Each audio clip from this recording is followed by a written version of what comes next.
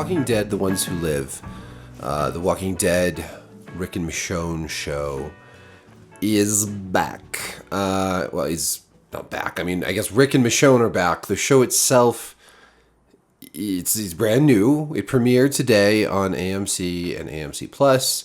I didn't realize it was actually going to be out this morning, so I didn't watch it until this afternoon. I thought they were going to air it concurrently online and on the network this evening.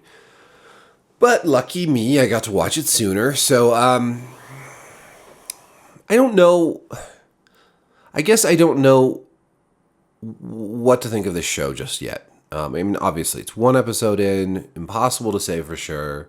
It feels very Walking Dead, right? But with a big budget. Everything looks good. It looks, there's a lot of big, impressive shots. The cinematography is nice. They've obviously put a lot of money into costumes and all of that stuff. I won't go into a lot of summary, but basically we learn what's been going on with Rick over the years. He's tried to escape a bunch of times, even going so far as to cut his own hand off to get away, though sadly he was captured only moments later, so it was grand gesture for absolutely nothing. But it does sort of help, I guess, drive home the point that he tried really hard until he stopped trying. Eventually he stops trying. And it's when you stop trying that you finally get what you want. At least that's what I've found in the dating world. No, but seriously, I don't see the reason, I guess, that I'm not sure how I'm going to feel about this show is that despite looking very pretty and, Andrew Lincoln being back, and he does a fine job, although I think he still overacts a lot of the time. And I am interested in the CRM, sort of, I guess. Not that much. I'm not going to lie. I'm not that interested in the CRM, but I guess the ending of the episode gave me hope. It's a solid ending. Rick is flying with a team of his new CRM. I mean, not new, but he's now being kind of brought up into the upper echelons of the military corps, and they're off on a mission, and he's talking with this guy Okafor. And suddenly, they're under fire. And the helicopter crashes, and Okafor's dead, and somebody's coming around killing the other soldiers. And it's obviously Michonne. And she pulls up Rick's helmet, and she sees him, and he sees her, and they look at each other, and they're look at each other. And it's a nice, it's a good moment. I think it's a good moment. And then it cuts to black, and the credits roll. So, cliffhanger.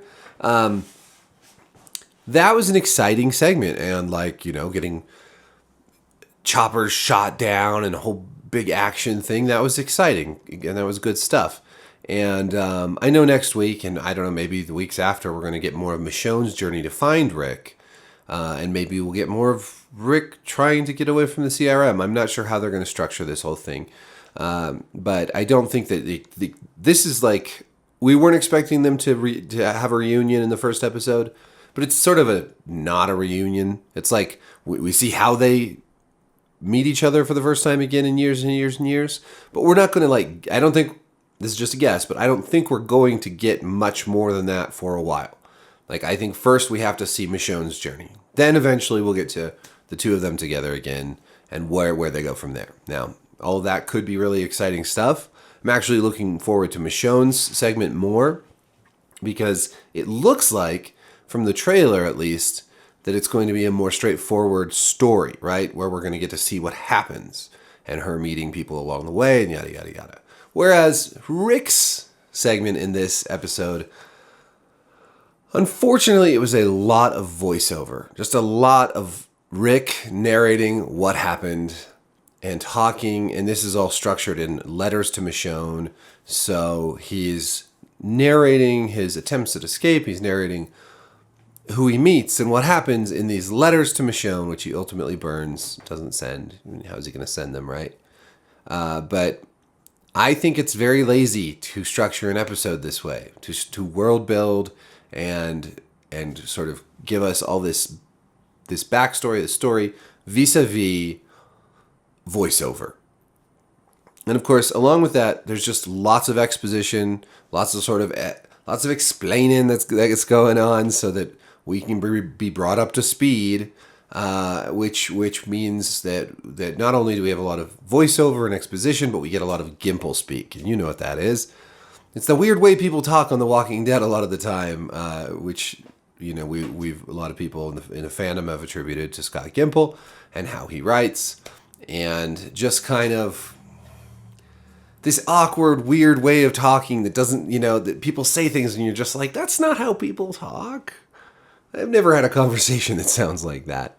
That's Gimple-Speak. In my written review at Forbes, I likened it to the whole, the Supreme Court justice who was discussing pornography and said that he knows it when he sees it. And it's kind of like that with Gimple-Speak. You know it when you hear it. It just doesn't sound natural. It doesn't sound like how people talk to each other. It's always a little melodramatic, a little... I don't know. It's like the uncanny valley of dialogue. So there's a lot of that. I swear to God, every time Rick Grimes, Andrew Lincoln opens his mouth, it's Gimple-Speak that comes out. It just feels so unnatural. That being said, it wasn't a bad episode. It wasn't a good episode, or it was just kind of there. I think, personally, if I were to wave my magic wand and be in charge of The Walking Dead, I probably wouldn't do any of this. I would have killed Rick on the bridge. But if I had to say, like, how do we start this series out? I think it would have been almost entirely, this episode would have been Rick's final escape, where he gets away. And it starts with him, let's say it starts with him cutting his hand off. Let's go there, right? He cuts his hand off, he gets away. He's pursued. And we get this exciting, tense escape episode where he's, maybe you get a couple flashbacks in there or something, I don't know. But the majority of it is him getting away. He eventually is able to steal a helicopter and get out of the CRM, and he's finally gonna get back to Alexandria and home, and is shot out of the sky. And then you can end with that bit with Michonne if you want, or you could just end with him being shot out of the sky, and then work your way, to the realization later, maybe an episode or two later, that it was Rick, or it was Michonne who shot Rick out of the sky. I don't think we need so much. Like, here's what happened, here's what's going on, right off the bat. It just sort of feels like, like this. Meanwhile, in the CRM, over the years, here's what's been happening. Let us just tell you this story of where Rick's been. We don't need it to be told to us that way, because this is a zombie apocalypse show. I think the other thing that kind of throws me off about The Walking Dead, and has for the longest time now, and it really ramped up in season 11 with the Commonwealth, but I just don't like the big communities. I just find that it's really boring compared to the sort of more nomadic survivors on the go, on the move, trying to survive. I think, and this goes, I guess this just goes into a new territory of criticism, but I think the show would have been better if it had been more about, like, some, cross-country quest, and surviving and trying to make it. And, I liked it when there was this idea that they had to get to DC to help Eugene find the cure. I liked that. That gave it some momentum. And I wouldn't mind that when they got there, that wasn't the case. But having the characters on the move, having them always at risk of dying, instead of all the friggin' plot armor that pretty much every surviving main character now has. I think that sort of story is better than, here's this big community. The CRM is huge. Highly technologically advanced. That's another thing that weirds me out. Like, I just feel like in this post-apocalyptic world, even in a major civilization like the CRM, they would still be wildly primitive compared to our current technology and government and just civil society and just everything, infrastructure. But these guys are walking around in advanced super suits with, all this crazy technology, and I just don't see it. And so, I would prefer to see, if there are communities, that these are more like a little more Mad Maxian, I guess is what I would say, and a little bit more rough around the edges, a little less clean, a little less advanced. And really, honestly, I don't buy it that there would be these giant, like, the CRM's in Philadelphia, and then they had an alliance with Omaha and Portland. Omaha, of course, is gone. I don't see that being a realistic representation of the apocalypse, even, 10, 15 years into the future. I think we would see many more smaller enclaves with local warlords and sort of a return to a more feudalistic, post-apocalyptic society. And so this is and maybe that's an unfair criticism, because that's the direction the show went, and you have to kind of accept it for what it is. But I find it a little less plausible and a little less exciting, with a lot less room to kind of play around with with the factionalism and politics that could create. So no, I'm not particularly impressed with this. I don't hate it. I wasn't just like, oh my God, this is so bad. I mean, this isn't Fear the Walking Dead. I don't love it. I feel sort of like with the Daryl Dixon premiere, just kind of like, okay. I felt like that setting at least was much more interesting, and I really think they made some huge missteps with Daryl Dixon doing the whole like special child. Let's take the special child from point A to point B. But I did like a lot of things about the setting and sort of the uniqueness of that. And Daryl on the road was great. That's where I think this show thrives, is on the road.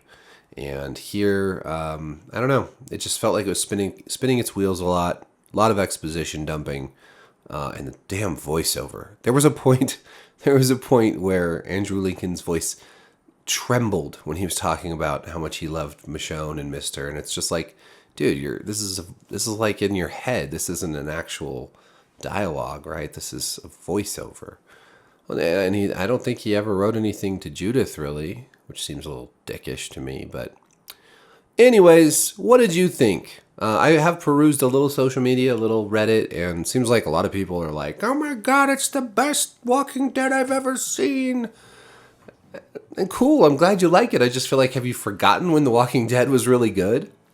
Because it used to be really, I mean, there were some times back in the day where The Walking Dead was really good, and I guess that's why I'm still covering it. But this, I don't know, this just still feels different. So overall, I would say mostly let down, but cautiously optimistic that Michonne's journey and the rest of the season might pick things up. So let me know your thoughts. Thank you for watching. Be sure to like and subscribe, hit the notification bell. Peace.